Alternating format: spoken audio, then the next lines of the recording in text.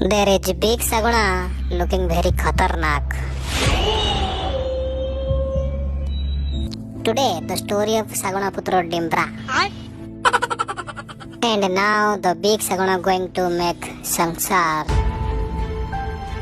The area is looking very sundar and the Lukavaka is coming and going. And now, time to darshan of little Dimri.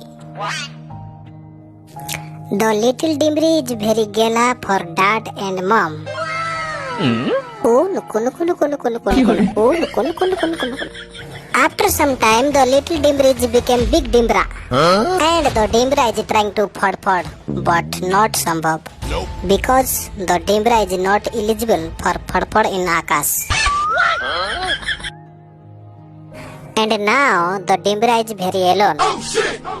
Because the Papa Mummy Kartabya has end. Oh no! And now time to take decision his Byaktigat Jivan. And now taken final decision. Jai Saguna Putro Dimra ki.